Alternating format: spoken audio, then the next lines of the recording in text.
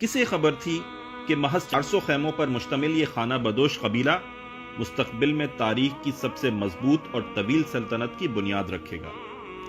بھوک، پیاس اور سردی سے نبض آزما رہنے والا اور اس سے بھی بڑھ کر دنیا کی دو بڑی طاقتوں منگول اور بازنطینی سلطنت سے ہر وقت جنگ کے خطرات میں گرا خراسان میں ڈیرے ڈالے ہوئے یہ بھی ایک عام سہی قبیلہ تھا جسے کئی بار ہجرت پر مجبور کیا گیا۔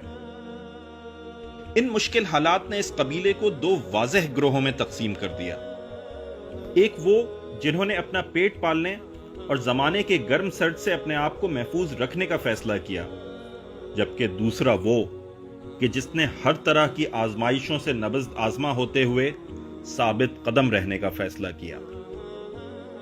پھر تاریخ نے دیکھ لیا کہ اس قبیلے کے سردار کے وہ بیٹے جنہوں نے اپنے مقصد پر جان بچانے کو فوقیت دی، جنگ ان پر بھی مسلط ہوئی، لیکن آج تاریخ میں ان کا نام کوئی نہیں جانتا، جبکہ غازی ارطغرل جس نے اپنی زندگی اسلامی سلطنت کے قیام اور اس کے پھیلاؤ کے لیے وقف کر دی تھی، وہ تاریخ میں سنہرے حروف کے ساتھ امر ہو گیا۔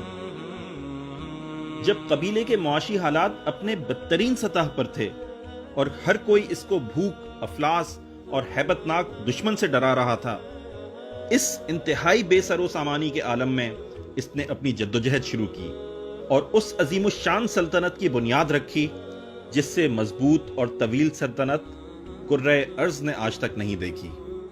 جی ہاں، وہی سلطنت عثمانیہ جو 600 سال سے زائد عرصے تک برقرار رہی۔ یہ اسی کے بانی عثمان غازی کے باپ کا تذکرہ ہے۔